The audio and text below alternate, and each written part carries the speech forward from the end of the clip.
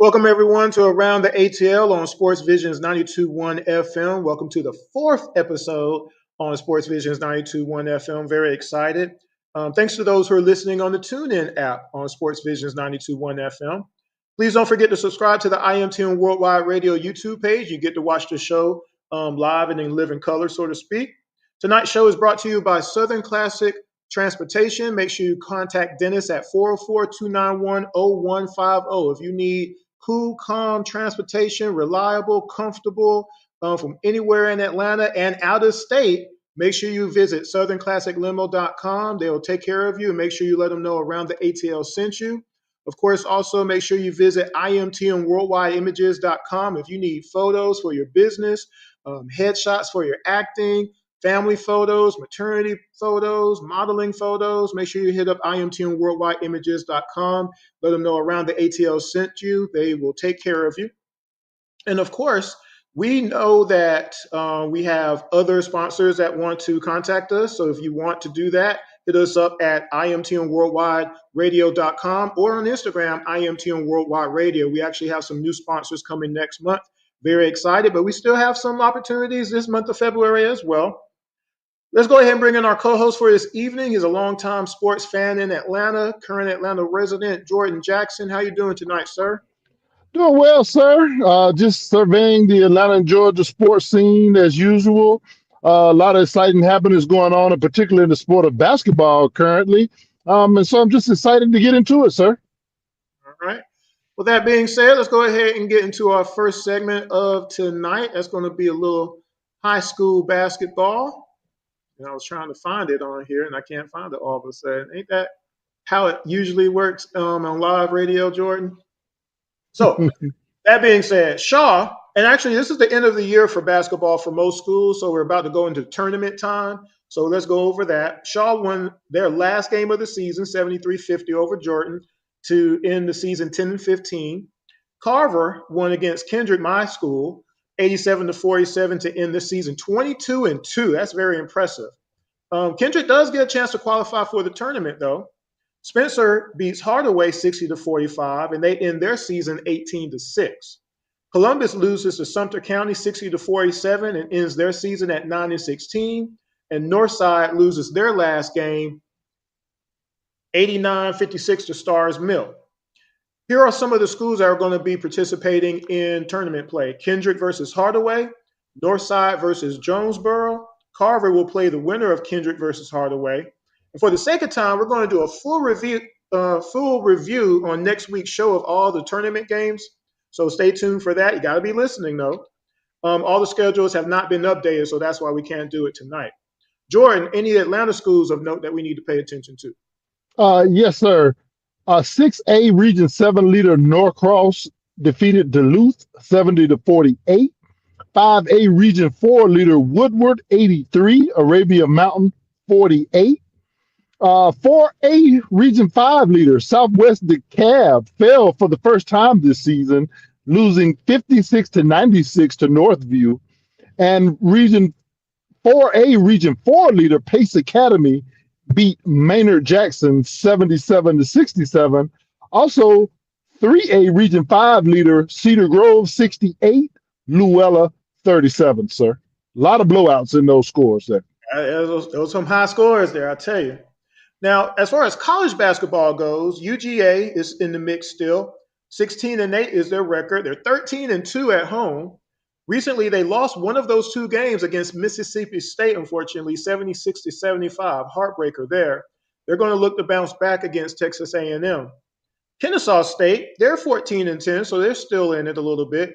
They recently lost, however, to Middle Tennessee State. Same score, 76-75. Jordan, what scores do you have in regards to our HBCUs? Yes, sir. Had very interesting weeks for Morehouse as well as Clark Atlanta. Morehouse defeated my college, Albany State University, 83-79 in overtime. But then they fell to the rival of my college, Fort Valley State University, 66-64. Clark Atlanta, who's having a great season this year, defeated Fort Valley State 79-75, and they also defeated Albany State 83-75. And Clark got it going on this season, don't they? Yes, sir. We need to find out a nice entrance music for our Atlanta Vibe team, our professional volleyball team. First off, they have the All Star match coming up. The Atlanta Vibe do, and they have 4 players named to the team. Leah Edmond, last year's MVP, Morgan Hintz, Merritt Beeson, and Corey Lewis have all been named to that team. So congratulations to the ladies. On the court, however, they lost again, unfortunately. This time to the Omaha Supernovas, 3-1. Leah again led in points with 18, but didn't have any aces this time. And in fact, only one ace was had for the match total. Currently, they're 4-5, which is their record. Their next match is actually going to be against the Grand Rapids Rise. And if you haven't been to a game yet, make sure you get tickets. Make sure you support the team at the Gas South Arena there in Atlanta. And you can get those tickets on the Atlanta Vibe website. And don't forget, you can actually watch these matches on the Pro Volleyball Federation YouTube page at Real Pro VB. V as in Victor, B as in boy. Now, when it comes to the Columbus River Dragons in Columbus, Georgia, they came back in a big way, as I said they would last week, right?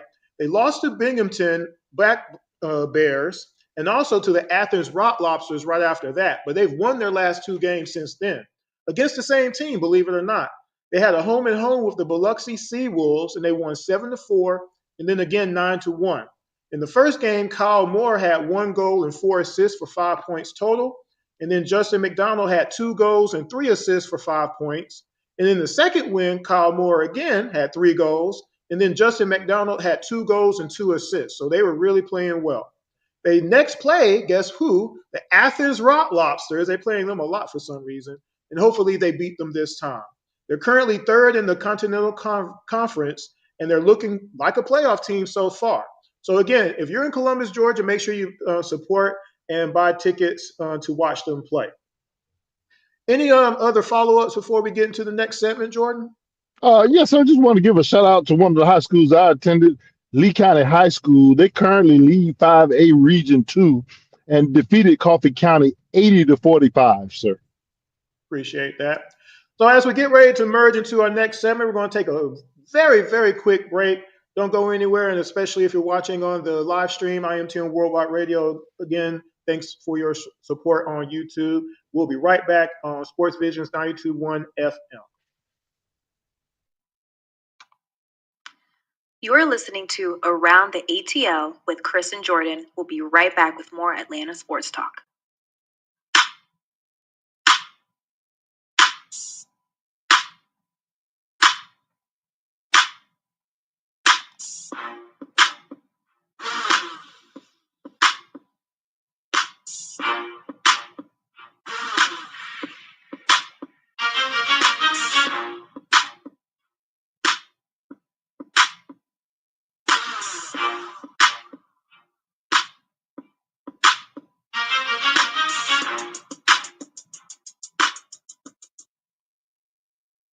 And we're back on SportsVisions 92.1 FM around the ATL. 4th week of our show on the station. We appreciate all the support so far.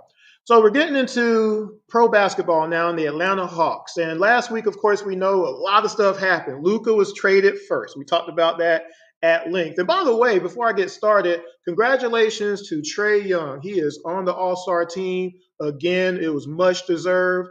We needed him on this team.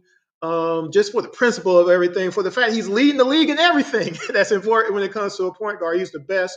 So we really want to give a shout out to Trae Young. So we know the trade deadline was something that the Atlanta Hawks did have to pay attention to.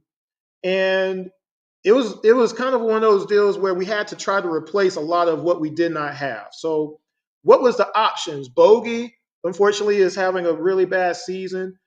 His worst by the numbers as a shooter. Clint having his 4th straight down year was an option to trade, and then assorted pieces around that. Hunter was a possibility only because he was having his best productive season as an Atlanta Hawk. And then how else would you put together a team around Trae and Jalen Johnson? Areas of need: replace Jalen Johnson's 20 points, 10 boards, and 5 dimes of production. Backup point guard was an option as well. What did we end up doing though? Oh, and also getting a center with skill, a center with size who could score. That was another option, right? So the decision was made to trade Bogey and Hunter inevitably. Bogey was traded to the Clippers for Terrence Mann and Bones Highland. Hunter was traded to the Cavaliers for Georges Niang and Karis LeVert. Now, initially, I personally was not happy with the trade for a few reasons. One, I thought we had enough pieces to get Vucevic, who's giving you 20 and 10, 40% from three, or Ayton, or even John Collins, who gives you 18 and 8. Top finisher in the league, has a great rapport with Trey. And secondly, I would have liked for them to have kept Bones Highland for a number of reasons. Jordan, can you give us a little bit of background on those three players before I get into my actual reasons of why I do think these trades will help the team? Yes, sir. Karis LeVert, veteran, six-man player, guard. He's not a point guard in the traditional sense, but he can run a second unit, attacks well off the pick and roll going downhill, can also shoot the three ball. Career 10 point. I mean, he's averaging 10.4 points per game this season, 13.8 for his career, 3.6 assists this season, 4.1 for his career. Also, Georges Niang, averaging 8.8 points and 3.8 rebounds this season.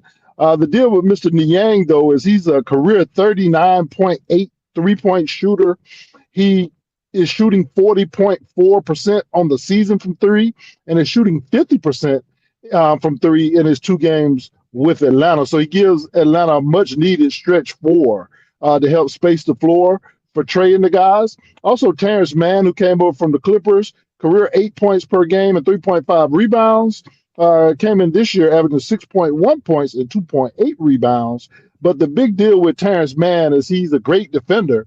In fact, a better defender than DeAndre Hunter, who we traded away.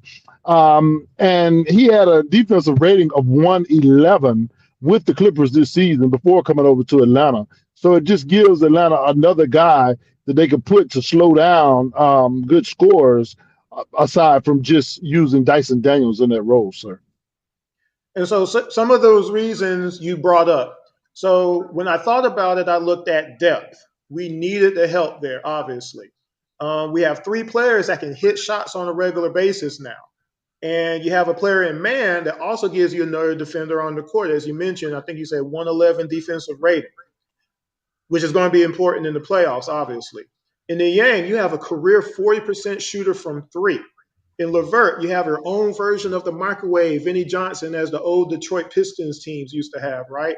And he gave us 18 just the other night in a win. The team's bench production as a whole has also increased, with new players giving them a boost, as evidenced in the 3-game win streak that we have currently as a team, as of the recording of this show, obviously. And I said for the rest of this season, all the players on the roster is going to have to do their jobs. Whatever that job is, you got to do it to the fullest, to your extent, to the best of your ability. Larry Nance, for example, can't have a one-point game anymore. Kumo G, Muhammad Gay, he has to be consistent as a contributor on this team. Okongwu, he has to be solid. Even if he's not scoring, he needs to do those other things well that he's able to do if he's not needed to score. Our rookie, Richardson, he needs to have the biggest second half a rookie has ever had, because if he does that, he really makes us over the top competitive as a team. And so far, some of those things are happening all at one time, which is very exciting to see. And again, as of the recording of this particular episode of Around the ATL on SportsVisions 92.1 FM, the Hawks are in 8th place in the Eastern Conference. They have the 4th best conference record at 19 and 13. They're only 1 game out of 7th, 2 games out of 6th, 3 games out of 5th, and 4.5 games out of 4th place. So despite all the bad and crazy things, the injuries, the trades, the Hawks still have an opportunity to finish at least 6th in the East, as I predicted on October 2nd of last year. So Jordan, a couple of questions to you, sir. What do you think about the trades overall? And what do they do now with Clint Capella, who still has not appeared in a game since January 27th in that loss to the Timberwolves? Can the Hawks avoid the play-in, and can the Hawks win a first-round series? What do you think? SportsVisions 92.1 FM around the ATL. as far as the trades overall, I know a lot of people are disappointed with the return we got for DeAndre Hunter, and I understand that he was having his best season. But just like we had concerns about him possibly getting injured again, other teams obviously had those same concerns. Also, the fact that he was making over $20 million a year to come off the bench. And so basically around this time last year, the Hawks couldn't move him for anything without having to attach a first round pick to him to get rid of him. So to be able to get rid of him for two productive players was a win when you look at that in comparison. Um, I think that we've gotten deeper overall by trading two rotation players, one who was struggling mightily in Bogey this year, for three guys who could play. So that gives us more depth. Another interesting part of that trade is Terrence Mann is a very experienced player, a veteran. He's played in many playoff series. When Kawhi Leonard went down with the Clippers, he was the guy that Tyronn Lue trusted most guarding Luka Doncic. And he's also an excellent three-point shooter from the corners, shooting 46.2% from the left corner and 50% from three on the right corner. And that's on 13 and 20 attempts. So we're not talking about, just a few shots here. Overall, I like what we've done. I guess the only question I have is we really didn't get a long-term piece at all for Hunter because Karis LeVert is a free agent after this year. So we have to see what happens with that. We'll clear some money up on the salary cap going forward, but it just remains to be seen how the Hawks use that. And in short, to answer a couple more of your questions, I do think it's a chance we can avoid the play-in. We've won 3 games in a row. If we can keep up this momentum and keep playing defense at a high level, we can indeed steal that 6th seed.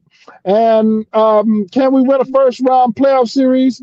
If we get the 6th seed, I think it's possible. It makes it more likely. If you're playing from the 7th and 8th against the 1 and 2 seed, it makes it a lot harder to see Cleveland or Boston up at the top, sir. Exactly. I agree with that. Just how this team is set up now, it definitely would be harder to try to do it from doing a play in and then getting the 8th and or 7th seed and having to actually play either Cleveland or Boston right off the bat. If we were able to, play some of the other teams that are going to be in the middle, and then go to the second round, I think you have momentum at that point, which going into the All-Star break, the Hawks have a little momentum. Hopefully they would have beaten the Knicks again for the third time this season, which would be awesome. And then come into out of the break and continue pushing forward. I will say this in regards to Clint and not being able to trade him to another team and get something for him because he is going to be a free agent at the end of the year. I wish they could have figured something out. I think the next step would be a possible buyout. Um, I just don't agree with that, but it is what it is. Because if you're not going to play him, you can't just have him sitting there, obviously, right? And I can't remember what you said in regards to him sitting so far, but anything to that right now that he's been sitting this long? Because again, he hasn't played since January 27th. Sports Radio 92.1 FM, SportsVisions, Around the ATL. Yeah, well, at first, Clint was listed on the injury reports for back spasms. Then that designation changed to out for personal reasons. In the last 2 games, he's not been listed on the injury report at all and has not played.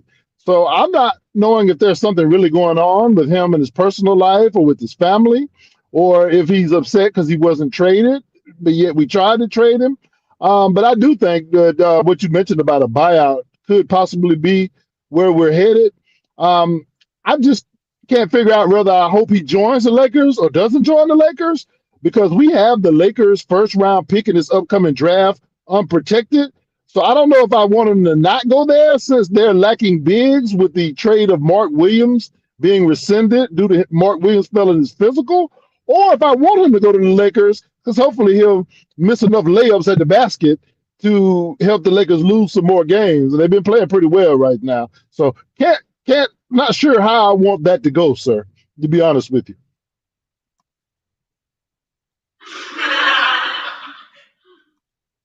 I just had to throw the chuckle in there just because I just had to. So that is a good point, though. That pick is again, the position that we're in right now that we don't have any picks is just the other part of the trade deadline and what we could or couldn't do restraint wise, go all out, things of that nature. But I still thought we had enough to where we can fill in some of those blanks in regards to the big and a point guard. But these moves that we did make to get the three players that we did get, I believe will help us short term and then possibly long term, depending on how the season goes. I think the end of this season will kind of dictate who we bring back, obviously, right? To a long-term deal and things of that nature. And then again, the off season as far as free agency goes. So because I think again, it got to go back to you have Trae Young having another stellar year, really one of the best seasons in point guard history for the last 20 years plus, as far as what he's doing right now. We've talked about that on the last show. I just want to see us have a shot to do something because, again, you can't win a championship without being in the playoffs. And for the period of time that we've not been in the playoffs as a Hawk squad with Trae Young as a Hawk, I harken back to the Dominique Wilkins years where the Hawks, out of the 8 of 12 seasons they were in the playoffs, they never really had a chance because they never decided to put anybody around Dominique Wilkins. I did a tweet on Twitter into ATL and another interview of Dominique Wilkins talking about Larry Bird, right? And how Larry Bird, and this is his rookie season, and Dominique is like, he just wants to shake Larry Bird's hand, and Larry's like, no, you ain't shaking my hand. And then, Larry Bird is hitting shots on Dominique, and I don't know why they got you guarding me, Holmes, right? And Dominique's like, he's mad now. And so Dominique he told one of his teammates, hey, next time I'm on the wing, give me the ball. And he dunked it on Larry Bird. Larry Bird decided to jump for some crazy reason. He didn't know, I guess. And he put him on the ground. And then Larry Bird gets back up and says, okay, I like you. You're a player. But they never put any other players around Dominique for 12 seasons. And it's just frustrating that we could be looking at that again happening with another all-star player in Trae Young. And I hope it doesn't end out like that. And I've talked about that a myriad of times on other platforms. So what else do you think about the Hawks going into this second half? Now that it is the all-star break, Jordan, that you can think of that will put the Hawks in a position to have the momentum to get into the playoffs for sure. Well, first of all, to add to the story you told there, Larry also told Dominique, I like you, rookie, but I'm still scoring 30 on you. And he actually did score 30 and over 30 in the game as well. So that was actually absolutely a classic story. One of the keys, I think, going forward for the Hawks is going to be the play of Onyeka Okongwu. I'm still not sold on Okongwu long-term as the center. Sometimes he has these spectacular games where he has, 26 points and 20 rebounds. But he has too many games where he has a triple single, sir, where he doesn't get 10 points or 10 rebounds. And that could be quite a problem. You're talking about long-term, though, when it comes to these trades. I do think Terrence Mann could potentially be a long-term piece for sure. He has at least another year after this year. I think 2 more years after this year left on his contract. And I think, he'll fit right in, giving the team, just another defensive presence. One other note on the DeAndre Hunter trade, apparently the Hawks tried to get a protected future first-round draft pick from Cleveland as part of the package. Cleveland said no. They also tried to get the 20th pick in the 2024 NBA draft, shooting guard Jalen Tyson, and Atlanta also said no. That's a little bit disappointing because I would have liked to have seen the Hawks, get a future asset for Hunter. But ultimately, I think, we did the right thing to go ahead and get off of that contract. Unfortunately, sir, I was afraid that his story was going to be a lot like the story of Cinderella, where the clock struck midnight and, her coach turned into a pumpkin. I was afraid DeAndre Hunter was going to turn into a pumpkin or worse, get hurt. So I do think the move was made. I guess the true tale of that trade will be what happens in the offseason. Atlanta has cleared some, more space to maneuver in the offseason. And so hopefully, we can continue to get another outstanding player to go with Trae, because getting more depth is great, getting more role players is great. But ultimately, in the NBA, you need stars to win in this league, We have one in Trey. We have a budding star in Jalen. We have a defensive star in Dyson. It'd be nice to get one more offensive star. And then with that being said, I think a lot of this source of disappointment for the fans from the trade deadline was the reports that we were so close to landing Brandon Ingram. We, along with Toronto, were the final two teams in for a BI trade. Unfortunately, Toronto stepped up and offered a pick that's only top four protected. I believe it's Indiana's pick, if I'm not mistaken. And so we just did not want to match or beat that offer. And I understand why for a guy who's going to be a free agent. But, you know, and as injury prone as BI is, he's just like Hunter. He's a much better offensive player, a much more established player. And so I think that's why the fans were quite disappointed in that trade, sir.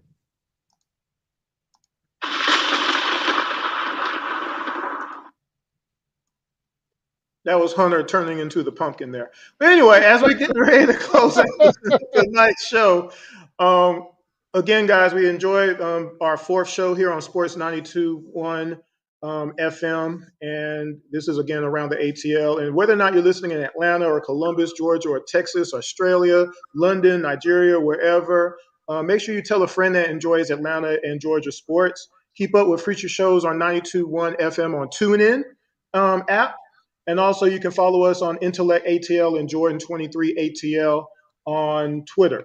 Don't forget, again, if you're in Columbus or Atlanta and you have business that you need to get to safely, make sure you contact SouthernClassicLimo.com, Southern Classic Transportation, for all your needs, and also IMTM Worldwide Images for your photography needs as well.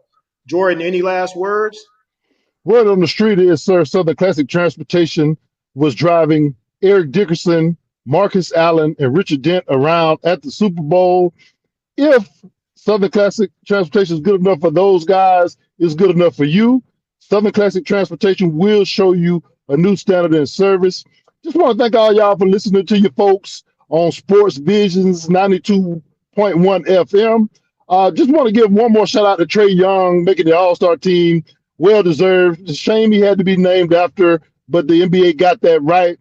Also want to give a quick shout out to my mom who's going through chemotherapy. I love you, Mom. Last but not least, I want to thank God for giving me this breath that I breathe to talk about these Atlanta and these Georgia sports that I love. Peace up, A-Town down.